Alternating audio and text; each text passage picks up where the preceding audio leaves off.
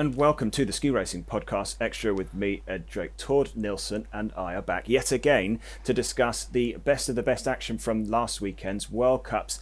For the men, they were in Flachau racing double slalom, and the women were over in Kranjska Gora racing double GS. Schedules had been mixed up all over the place, but I think, Tord, we might have just about got the right schedule on here today. We're going to kick off with the men's slalom from Flachau in a second, but before you go, if you want to check over any of the other videos we've got, you can now visit our own website, www.theskiracingpodcast.com, and then you can check it out all there. You can also enter the Predictions League from there, so if you want to get involved, just find the right page and join in.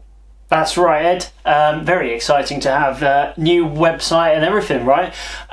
You've been hard at work squirreling away. Just before we get started as well, we're going to start putting the times below of where each analysis starts, just so that if you get really bored of us chatting, you can just skip forward and check out the important bit. Yeah, I know. That's exactly what I would do anyway. So I would just mute myself. Anyway, let's kick off, like you said, with the first slalom in Flachau. It was a cracking race. It was nice to see the skiing back in Flachau. I think they hadn't been there for quite a long time, like 10, 15 years, something like that. But it was a really good race, wasn't it? Yeah, it was awesome. It was snow temps were awesome. There was nice rock hard solid icy race piece, which you had to, considering it's quite a flat race. I think Manuel Feller got in trouble with a load of press saying that it was, in translation, was a meadow, implying that it wasn't very difficult. So he got a bit of stick from that from the press, saying that it was a bit of an easy race. But it was brilliant. I mean, the snow, in terms of what was coming down from the sky, was so tough. Great, a heavy blizzard. But the organisers worked really hard, and we managed to get races underway. Yeah, absolutely. And I'm sure lots of people watching this saw the photos, videos, everything else from generally every ski resort in Austria. It was about 1.5 meters of snow that fell overnight. Making it even worse for us sitting back in London instead of actually being on the snow. How annoying is it? It's like the best season for snow and we can't go. I know, right? I didn't want to go skiing anyway, Ed. Anyway, moving on to the podium, we had Marco Schwarz, who yet again came onto the podium. He had a cracking race and just really consistent. That is definitely his calling card at the moment, is that consistency. He's multiple podiums already this season. He's picked up a win. He's been incredibly solid in his technique, and he just doesn't seem to make any mistakes. It was all, Austrian in Austria picking up podiums, and obviously we get through to Manuel Feller taking the win. But an Austria picking up the race podiums in Austria was awesome. I think we just missing the crowds yet again. On another note, Dave riding in 7th, so he backed up his podium performance from Adelboden with another solid top 10 result. Yeah, really good to see Dave getting in there. And on the Austrian team, I mean, they're really getting their skiing back into shape, so to speak, after Hirscher finishing his career. They did have last year, it was a bit shaky, and now they're finally starting to show, and it's going to be a tough competition of who goes to the World Champs, isn't it? They've been abused, not the right word. They've been heavily criticised, probably a better way of putting it, in the press with their performances over the last couple of seasons, basically since Hirscher retired. Hirscher papered over a load of cracks with Austrian ski racing in the tech disciplines. So finally, and thankfully for the Austrian Ski Federation, that Marco Schwarz and Feller, but then not only them, we've seen Fabio Gasqurin skiing well, Hirschbull, you've even got Pertil skiing well, you've got Strolz now coming back, and you've also even got Marco de Gruber fighting for a spot on the World Champs selection squad. Yeah, it's going to be really exciting when we get to that in March. It's going to be brutal, really brutal for the guys. Really brutal. Okay, so second place was Clement Noel, and he seems to have really strong first runs, and then just second runs he seems to. Is it a lack of concentration? Is it what's going on there? He is probably the fastest racer in slalom at the moment, but his finish rate is not great, and he's making a load of mistakes. Is it the pressure? It could be the pressure. He's young. What is he? I think he's the youngest guy in the top 15, and certainly in the top 7. So that's a lot of pressure on his shoulders, and it's going to come together. The race conditions were not easy. I mean, I know the piece wasn't the most tricky, but the conditions were still making it difficult. But he is arguably the quickest in slalom at the moment, but littered with too many mistakes. Yeah. 0.43 off. Yeah. Yeah, and I guess that is the issue there for the second run. But like you said, I'm sure he will get it together. And in first place, it was everybody's favourite skier, one of their favourite skiers, the proper rock and roller, Manuel Feller, who took his first World Cup win. I questioned that stat. not putting that out on social media, because he's been around for such a long time, and he doesn't seem like somebody that hasn't had a World Cup win yet. So I was so pleased for him. Again, Austrian skiing has been in the doldrums. He's coming up, and Schwartz are coming up and putting it back on the map.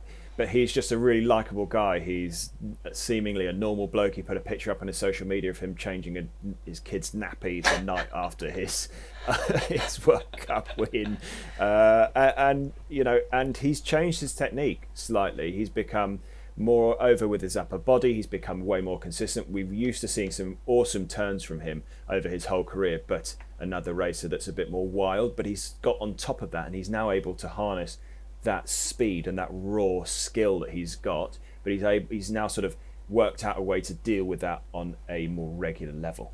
Yeah, and it's great to see, so let's find out how he did it. Here is Manuel Feller's winning run, first World Cup victory on home snow.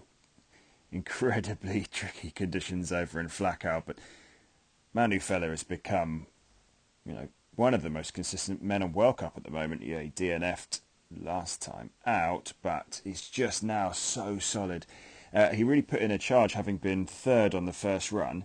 Just watch how accurate he is with his feet. Both knees working independently. He's got excellent quick feet through the verticale here. He's got a good high hip at the entry point to the turn. You can see nice and tall here.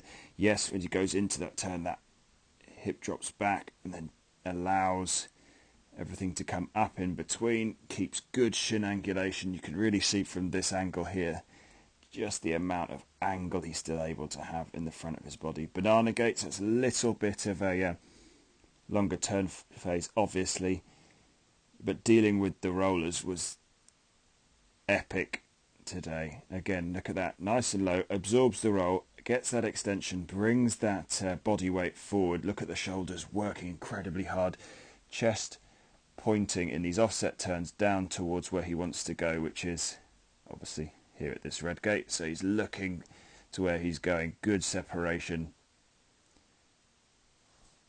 Excellent stuff on the opening section from Feller. He puts the pressure down very solid. You can see that sort of the effort that goes in here, and then that bang, you can see that he's just looking to really work that outside ski really hard. And he's getting great purchase from the skis. The one little bit, this whole section along here, you can slightly see it, but obviously in person, this fall away is even harder. So the right foot's become super important. The left footers are just a bit of a dance inside, nice and clean. And then it's these longer right-footed turns to really allow the skis to grip and pull across the hill. Look at that. I mean, that blue gate couldn't be any better in terms of where it is with his upper body. Look how that separation is nice and vertical. The feet working incredibly hard underneath him, and they just get that responsive movement as the edge bites, and that propels him further down the hill. A lot of guys getting caught out by the rollers. This was really his only mistake, slightly towards the inside, which is why that outside leg gets really long here, and you could just see what that is that's instinct, looking to try and where he wants to be, and actually loses pressure on that outside ski, but then drives it through. The reactionary skills today were seriously impressive. Through this offset section, Comes over that roller, nice and solid moves over there, just gets that weight a little bit back as he comes over. Again, no panic, straight back into the front of the ski to try and get that ski biting again. And he gets away with a bit of a direct line coming into that verticale. But what a run this was. He was in third after the first, had to put pressure on 2 men left in the start, and that is Feller taking his first ever slalom World Cup win. We head over now to Slovenia and to Kranjska Gora, where the women were skiing giant slalom, and it was a cracker. It was a perfect piste. It was beautiful weather. It was really, really good. What did you make of it, Ed? Brilliant. I think the women's tour is better for having those sort of tougher race hills. Maribor, which was where it was originally supposed to be before they moved it to Kranjska Gora because of the snow, is a little bit easier, and I think this is way more challenging and actually is better. It's a really tricky race hill. It's relatively long. It was bulletproof icy, and it's dark, so it faces the wrong way for the sun. So it's pretty much constantly in the shade, which means that conditions were brilliant. Perfect. And the podium, we had Michelle Gissin, who took her first ever career giant slalom podium out there, which was really good to see. Yeah, she's now picked up a podium in World Cup in every discipline, which is insane. That is incredibly impressive, isn't it? It's absolutely brilliant. She is, I don't know, she's a bit of a breath of fresh air. I think she skis really nicely. She seems very relaxed. She's always smiling. She's even got like a weird sort of like sadistic smile when she's in the gate. You normally see like races in the start gate, like Ramon Zenhuizen, who's there like chomping at the bit, like roaring to themselves or like pumping themselves up, slamming themselves in the chest or doing something, and she stands she does a bit of that beforehand, but then when she's got her poles over the gate, she has this like, I don't know how to describe it, like a little wry smile or something, like she's I don't know. I think it's really cool, and I think she's brilliant. She's picking up podiums in all disciplines. She's really pushing for the overall with the likes of Vlahova seemingly running out.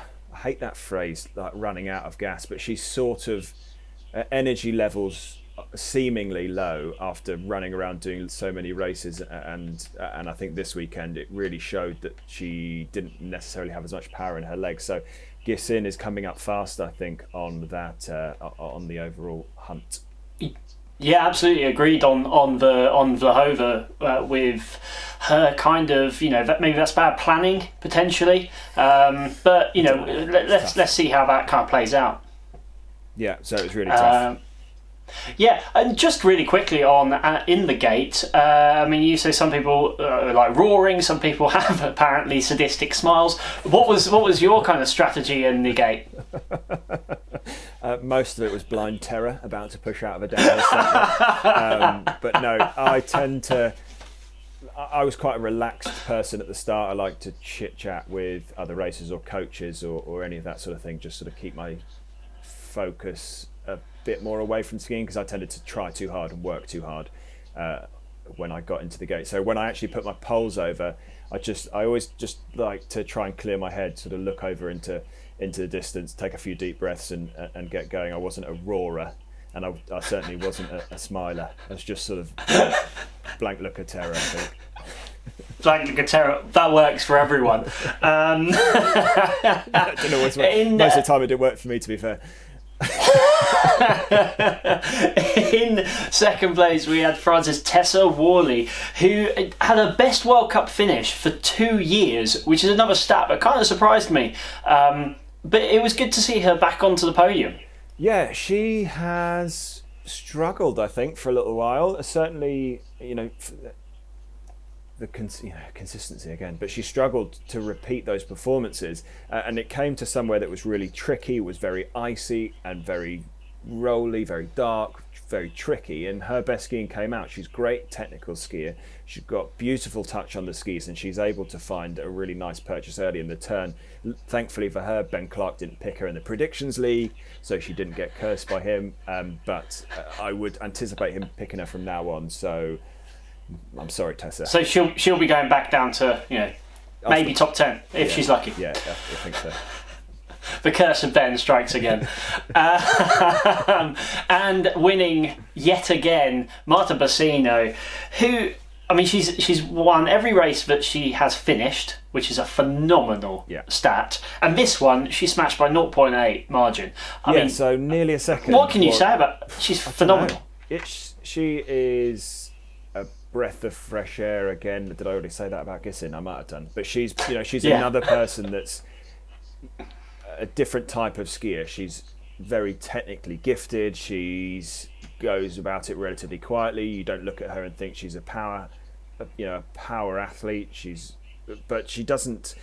She makes great tactical decisions. You'll see it from the video coming up later that she absorbs the rolls really nicely. She looks at the course set really well. She doesn't make mistakes that sort of tend to turn into bigger time gaps. She makes small mistakes, but I think the art of whether it's Feller or Foss-Solevaag or Schwartz or Pintero or any of the best skiers in the world, Schifrin on the right day, any mistakes that start to creep in, the best of the best cut those out really, really quickly. And Bassino is insanely good at that. And her stranglehold on the GS Tour standings is pretty tight. And also the fact that you can control your mistakes, because everybody makes mistakes. I mean, you know, that's just a way of life skiing, any sport you make, but it's about controlling those and kind of utilising them to your benefit as well, as much as you can.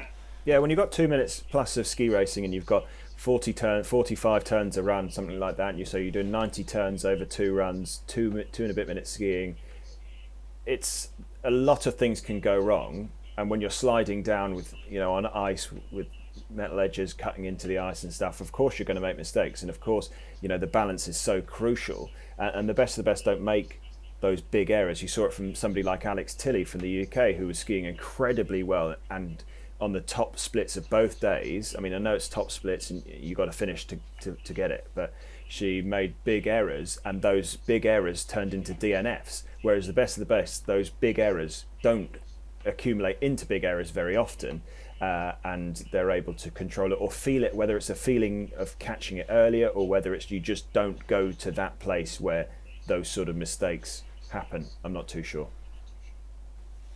Totally. So instead of showing the analysis of this run, we're going to move straight into the giant slalom, the second giant slalom, which also Bassino won. Spoiler alert. And then analyse just one, because she was just so dominant across the 2 days. The podium on the second day had Meta Horovat. Yeah, Meta Horovat. Is that correct? We could call her that. There we go. Call her Meta Horovat. It was her third World Cup podium, and potentially the more she wins, the better my pronunciation will become of her surname. We'll let you off, Swedish boy. Thank you. Horvat is a very, very talented skier. She's former world junior champion in GS. She's been on the podium here in Kranjska Gora before. And it's not unusual that home athletes pick up good results in home events because they get to train on those pistes more often, obviously. But Horvat took that bit of advantage and she used it. She is a very dynamic skier. She's very strong. She may not be the biggest person on tour but she's certainly one of the most explosive in her skiing. She has a lot of movement. She has a lot of flexion and extension forward into the new turn. And I was really, really pleased that we saw yet another name on the podium. And in second place, we had yet again your so-called breath of fresh air, Michelle Gissin, who came in second place. And I guess you covered a lot of it in the first run, and it being the same hill. I guess it's the same story, right? Yeah, pretty much the same story. She's was very clean, no mistakes. She just went out and tried to ski without huge errors, and that confidence from the first race, but also the confidence from the season as a whole, just allows her just to take a couple extra risks that maybe she hadn't in season gone by, and she's a really, really good skier for the GS Tour. Hopefully we can see it a little bit closer and in terms of the whole field to Bassino, because Bassino really did really own that Kranjska Gora race piste. Yeah, and I think, we've said so much about Bassino. Let's just check out how she did it. Yeah, but one thing before we go, Tord, just quickly, Schifrin was leading after the first run and ended up down in 6th. I just wanted to sort of touch on, we talked about it in previous videos, she has that leading the first run. Yes, she went down right at the beginning, she took advantage of a good bib number, she was dynamic and aggressive and all the things that you expect to see from Schifrin, but the second run was a little uncharacteristic. She was very stiff in her legs, she was very cautious, and what we don't normally see from Schifrin is allowing a mistake or not necessarily getting the feedback that she would expect from her feet to last the whole run. Normally you see Schifrin make a mistake like she did in Flachau when she won. She skied amazingly on that top section, if you remember, then didn't quite get it together in that middle section, and then sort of refound the form from the top section to the final section. So she sort of made an adjustment, whereas in the GS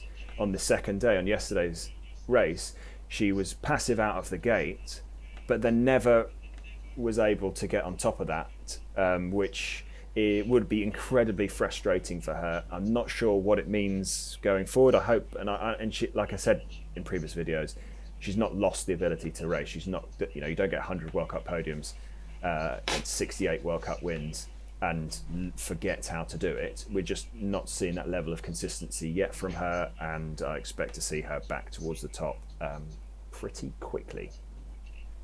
Yeah, and that just, as we've said previously, that just takes time, doesn't it, to get that consistency? But the pressure is on when people like Bassino is performing the way that she is. Absolutely. Right, let's head over and have a look. And here is that master class from Marta Bassino. The only time that she ever really doesn't look totally comfortable is these opening few turns. It just takes a little bit of time to settle into. There's a couple of cross ruts from the first day as well as the first run, and it's just a couple of times where she doesn't really get the grip that she wants through the whole turn. It happens on this foot, happens on the other side as well, just not quite settling down into the second run as she would have planned. But what she does do is she learns from that, and she realises that the snow's really still slick and it's still really tricky to find grip, so she just compensates for that. She gets even better positions nice and early. She has a little drift on there, moves the weight slightly inside on the entry, but then bang, straight onto it, and look at that ski bite underneath. You can see it there, that little bit of pickup. It's a bit of a switch towards the back seat, but that isn't the end of the world. Nice and high, you can see, just looking to try and make sure she's getting good direction. What she does do, she drifts on.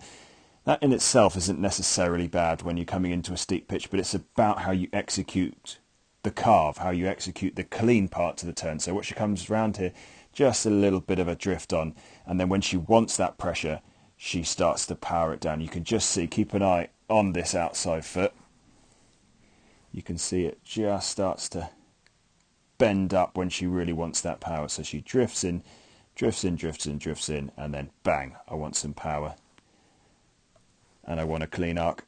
And then it goes for it, and then she goes for it. So lovely smooth turns, another great execution. You can see there's a slight hill, slight side hill here from the angle of the slope there, but she's just really, really over it. She's even gone probably further over it than you would necessarily think. She's really getting over that. Even the head's moved over to the outside as she's looking to try and really keep that calm, clean pressure on the outside ski. So she just, it's just instinctive for her at the moment. She's on such great form that she can just feel her way down without having any real sort of moments where she looks like she's really fighting for line, fighting for grip. Small outside ski wobble, but this is the confidence of it. Comes round here, gets over the outside ski. It does a load of wobbling around on the outside, but just keep an eye on her face. You can see it there. She doesn't even flinch, doesn't even notice that it's happening, stays on line, just goes onto it super hard at the end. You can see how much she's having to separate, how hard she's having to work to keep that ski biting, even after that initiation, which would have been pretty unnerving. Finds herself nearly half a second the right side of the clock. Now this is the last bit down here where you get a small breather, and I say small because there really is barely any on this racetrack. So a couple of timed. You can have get a couple of deep breaths before rolling onto the steep pitch. It's super steep. I've skied here plenty of times, and as usual, the camera work really doesn't do it justice. Feathering on at the top of the turn, solid over the outside ski, just a little bit of a wobble there. You can see gets caught in one of these cross ruts from the first run. Has the core strength, has the stability to still get right back up. You can see how hard she works to get that hip back through before coming in and nailing that outside gate. Again, pushed towards the heels of the skis, works really hard to get back over onto the fronts right at the start of the turn. And on this steep pitch, to have this sort of energy right at the end, this is a great shot to see how high, right at the end of the challenge here. So we've been racing GS for a minute. She's done about 42 turns on injected race pistes, and she's still in a super high line here. Just have a look at this. So she's come out of here, she's come right underneath this, and she's looking to stay really, really high so she can carry all of the speed off this through those last 2 or 3 gates where it gets flatter. She's still nice and high so that she's able to release. Once she gets to this part of the turn, she's able to release the ski because she's done direction early. What we saw from a couple of races that were getting tired were coming in a little tie wrecked here, which means that they were working really hard down here and working really hard down here. And therefore, at this point of the turn, everything's dragging her this way. And right here, she's up and above it so that when it does start to drag her, she's in the foreline. So even after the best part of a minute's racing, 40 odd turns, she's still got the strength and the power on this ice to stay high, to be able to release the ski and carry a truckload of speed across the line. Marta Bassino's masterclass in Kranjska Gora. We move on to the final race, which was yesterday's slalom in Flachau, and it was yet again an icy, tough spectacle, without the crowds, of course, but it was a really good race, and especially the young man who won it in the end, he really smashed it, didn't he? It was a brilliant race, slightly easier blizzard conditions, although still not great, made it difficult to pick out the all-important rollers, which was the main difficulty to that race piste, but we saw some brilliant skiing. Just another quick shout out to Dave Riding, finishing in 12th, backing up another good performance. Very, very, very tight margins in the slalom. I think it was like 1.7 to get a second run, which is mental.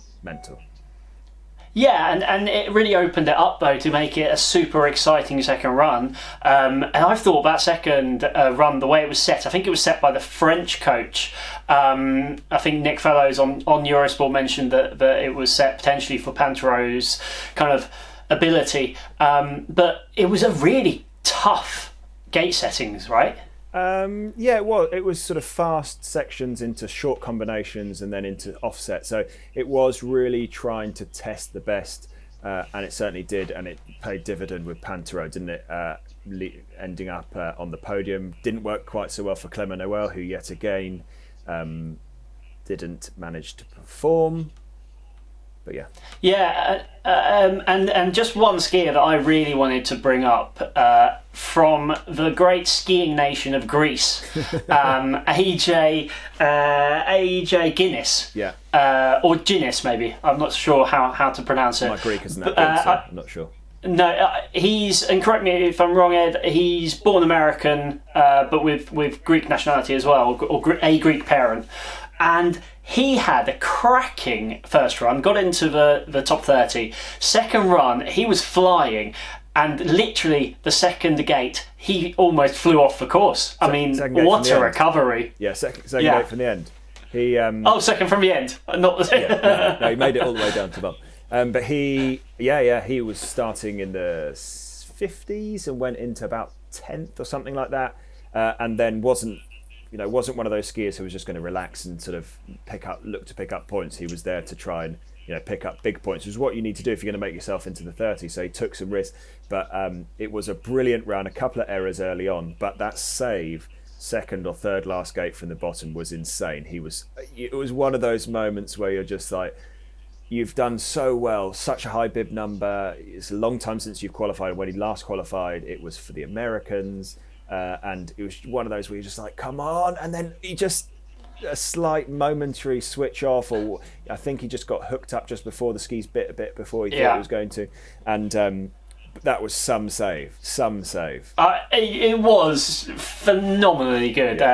We'll try and find it and either link below or we'll put it into the video because it's just it really made everyone smile, I think, and including himself, who I think he was stoked just to get down. Anyway, we move on to the podium, and as you very well mentioned, Alexis Pinturault taking absolute advantage of his coach setting the course. 0.95 off the pace though. How he was skiing well. It's a long time since Pinturault's been on the podium in slalom. He moved up from 8th to 3rd on that second run, taking advantage of the course set by his coach. It was sort of like his GS, obviously not as dominant as GS, but he was, very, very solid. Exactly what you want to see from Pinturault. I know that his was very, very frustrated with the first day's efforts and was looking to make amends. His technician is Marcel Mathis, who comes on the podcast. It's his dad who's the technician, so we're getting a load of inside info into there. So if you haven't checked out the podcast, make sure you find it, search for it on all of the places where you get your podcasts from, just the Ski Racing Podcast, easy. But he was saying that Alexis Pinturault was super annoyed and was out to prove a point in race 2. Yeah, and in second place, the Austrians, they almost did it again. Marco Schwarz this time taking this second place. It's good to see him back onto the podium. Again, the Austrians seem to be chipping away and doing really, really well. And I know it was a home race, but still great, very impressive to see them back up there. Yeah, 4th to 2nd, so another great second run from Marco. The Austrians now are coming thick and fast. You had Gestrein, and I think he ended up 4th or maybe 5th. The young Austrian who was pushing them all the way. Obviously the same with Feller. They've got a really, really strong slalom team now, and they're all pushing together, and I think it's breeding some good results. Marco Schwarz, we talked about it, and it's the dreaded C word again, the consistency one, that the way that you win slaloms at the moment, because the margins are so tight, is you can't make mistakes. You really can't, and certainly not anything other than a small mistake. And Schwarz just manages to keep that mistakes to a minimum, as does the likes of Foss-Solevaag, Pinturault, Feller. The only person that doesn't keep them to a minimum is Clément Noël. Well, not the only person, but the one of the top group that doesn't is Clément Noël. He's an all or bust skier, and I think as he matures as a ski racer, he'll get on top of that and figure out a way to channel that raw speed that he's got into the finish and into more top step podium performances. Yeah, and you've got to look at someone like Manuel Feller, he was an all or nothing skier as well, and has now matured into a far more all round consistent skier. So it does take time, it takes experience, but there is also a real reason why a lot of the older skiers do really well. Like Pinturault, for example, he can control that, I guess, emotional strain to a certain degree. Yeah, the emotional, the stress, the strain, the lead. Standing the last person to push out the start gate on a tech event is pressure that none of us know what it's like. I mean, you can understand to it from a certain extent, whether it's from skiing or whether it's from pushing out of a doing whatever sport you like to do, or if it's just holiday making skiing when you're about to go down a run that you're a bit nervous about. So, and that comes with experience. And you're right, Tord. I think we'll see that, and we've seen it from Feller, who's grown up. Grown up makes it sound like he's a child, who's adapted to be able to put these sort of performances together, and no doubt Noël will do the same. Totally, and we move on to someone who really did take care of the pressure, and you could see when he came through the finish line that the pressure just kind of escaped him, and emotionally it was so good to see, because we've seen so many skiers they're annoyed, like Kristoffersen, his countryman, just ski off, and don't get me started on that, but I mean, he was so happy. And of course I'm talking about Sebastian Foss-Solevaag, who took the win. I mean, he was 0.76 ahead. It was a clear victory. He looked so comfortable. It was so fast, smooth. I was super, super impressed with his skiing. Yeah, he's somebody that's had to adapt to being able to deal with the pressure. It's not something before this season that he's had a lot to do to sort of deal with. His performances over the last couple of seasons, don't get me wrong, have been really good, but they've not been a consistent podium good. But this season he is skiing at a different level. He's very, very consistent. He's been leading a couple of first runs and dropped down the order, and I was a little nervous that he was going to do the same thing, but thankfully he didn't. He was first on the first run, he was first at the end of the day. He's had a bunch of podiums before, but this is his first World Cup win, and that raw emotion just flooding out of him, that is one of the main reasons that I love ski racing. And my wife was asking, where does that emotion come from, in terms of, we see people win and not have that sort of emotion. And I think it's from a slightly older athlete who really understands and has been chipping away at this sport for a long, long time. I think Foss-Solevaag picked up his first podium, I think it was back in 2015, don't quote me on that, but I think it was back in 2015 for his first ever World Cup podium. That's 5 years ago, 6 years ago, depending on when in the season that first podium was. So, that's a lot of time dedicated to doing something, and it's a lot of time not achieving what your ultimate goal is, and not achieving what your ultimate skill level could potentially be. So,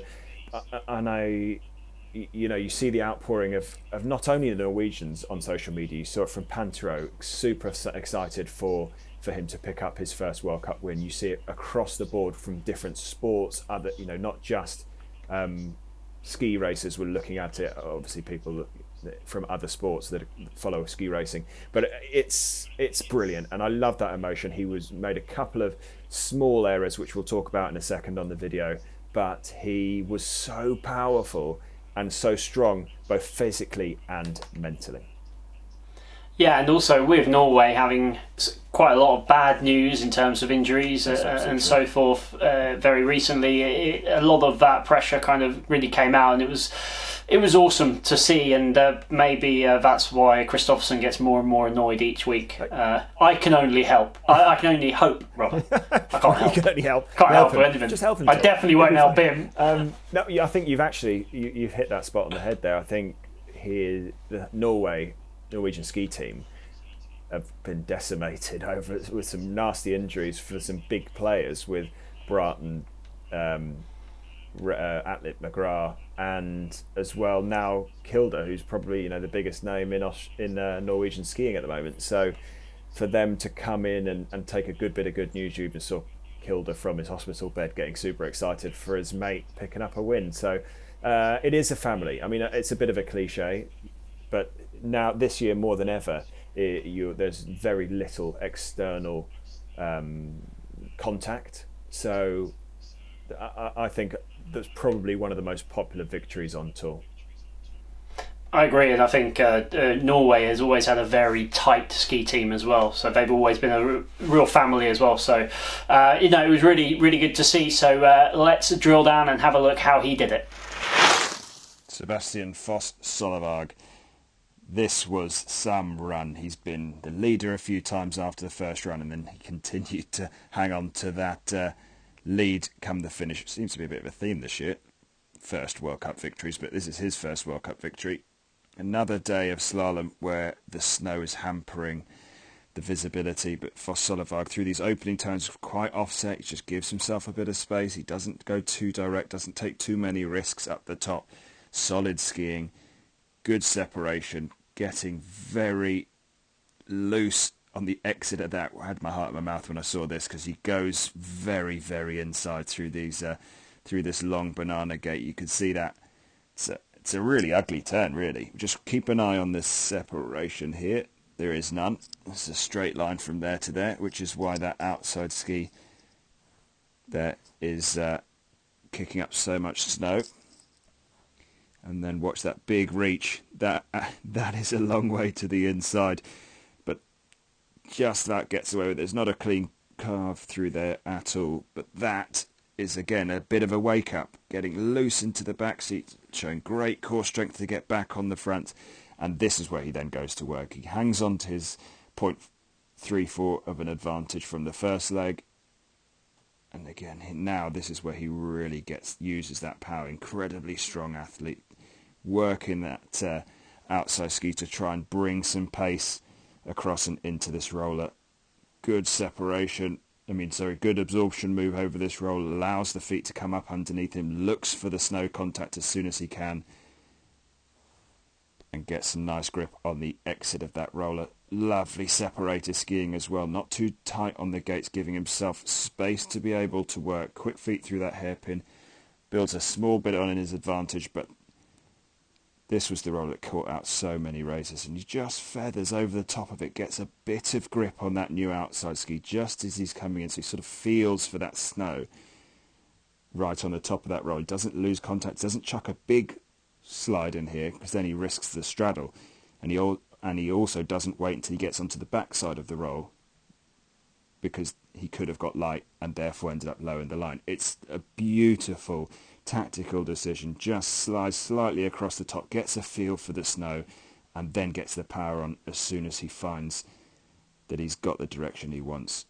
That strong core, just allowing those feet to shoot in front of him without having a wheelie moment, because the core just keeps that upper body in contact with what's happening underneath his feet.